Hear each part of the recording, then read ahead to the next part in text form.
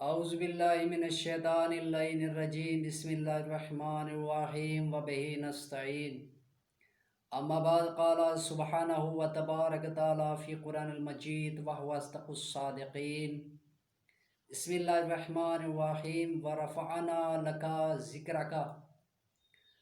خداوند عالم قرآن مجید میں ارشاد فرما رہا ہے اور آپ کے ذکر کو بلند کر دیا۔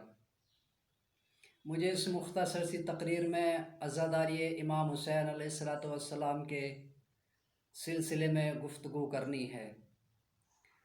اللہ نے قرآن میں ارشاد فرمایا کہ میں نے رسول کا ذکر بلند کر دیا ہے۔ جب رسول کا ذکر خداوند عالم نے بلند کر دیا تو پھر کسی میں ہمت نہیں ہے کہ وہ رسول کے ذکر کو کمتر کر سکے۔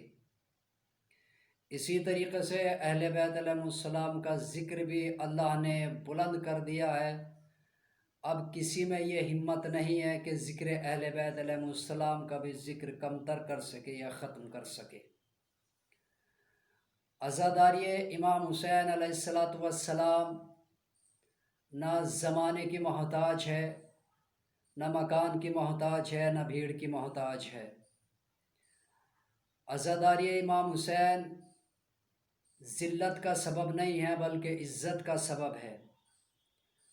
1400 سال سے اب تک بڑے بڑے بادشاہ اور ظالم بادشاہ گزرے ہیں جن کا مقصد اور جن کی منشا یہ تھی کہ ذکر اہل بیت علیہ السلام ختم ہو جائے، مگر ان کو یہ خبر نہیں تھی کہ جس ذکر کا ذمہ دار خدا ہوتا ہے اس کو کوئی مٹا نہیں سکتا۔ یاد رکھیے گا عزاداروں کے ذکر اہل بیت علیہ السلام اگر ایک ہے تب بھی ہو رہا ہے، 1,00,000 ہیں تب بھی ہو رہا ہے۔ فساد، خونریزی اور سیاست ہر دور میں جنم لیتی رہی ہیں، مگر یہ عزاداری امام حسین علیہ السلام فساد، خونریزی، دہشت گرد، آتنکواد ختم کرنے کو بہترین ذریعہ ہے۔ پہلے زمانے میں ذکر اہل بیت علیہ السلام جہاں ہوتا تھا ظالم بادشاہ گرفتار کر لیتے تھے اور ان کی زبانیں کٹوا دیتے تھے، جسم پارا پارا کروا دیتے تھے۔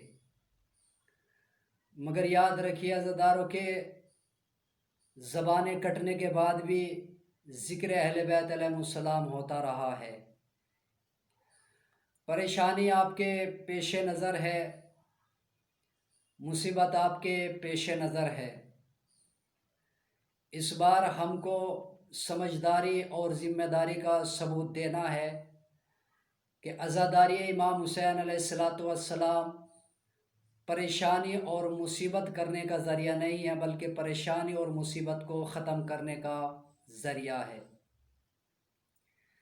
ذکر سید الشہداء علیہ السلام کو تماشگین کی ضرورت نہیں ہے بلکہ دانشمندوں کی ضرورت ہے،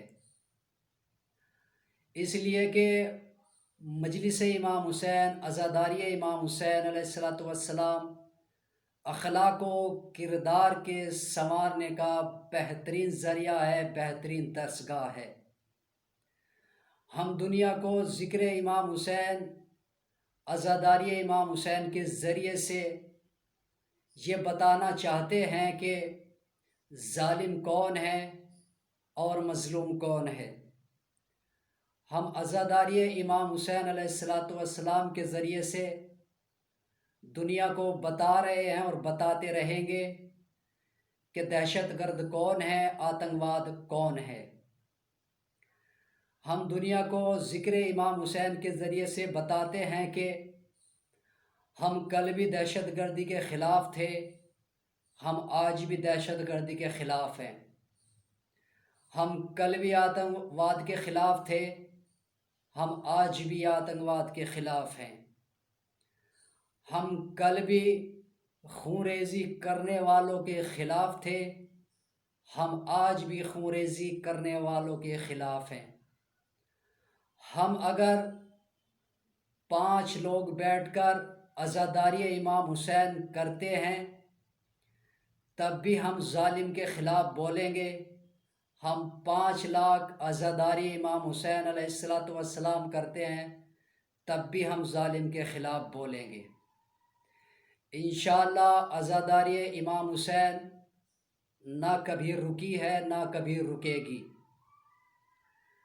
ہر دور میں عزاداری امام حسین ہوتی رہی ہے اور انشاءاللہ ہوتی رہے گی۔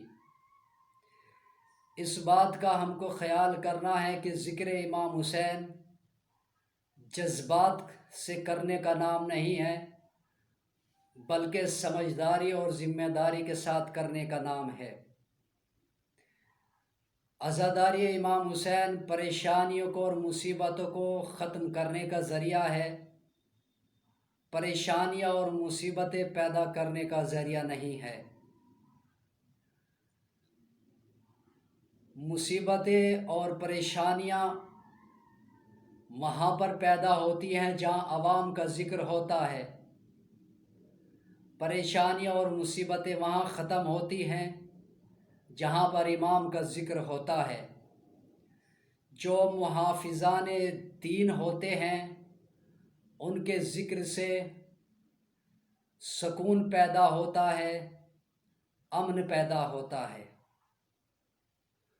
اس بار پریشانی اور مصیبت آپ کے پیش نظر ہے، عزاداری امام حسین برپا کرنی ہے، مگر سمجھداری اور ذمہ داری کے ساتھ، کیونکہ عزاداری امام حسین علیہ السلام پریشانیاں اور مصیبتوں کو کم کرنے کا ذریعہ ہے، مصیبتیں اور پریشانیاں بڑھانے کا ذریعہ نہیں ہے۔ انشاءاللہ عزاداری امام حسین ہوتی رہی ہیں، ہوتی رہیں گی، مگر سمجھداری اور ذمہ داری کا پاس و لحاظ ضرور رکھنا ہے۔ فقط والسلام ورحمۃ اللہ وبرکاتہ۔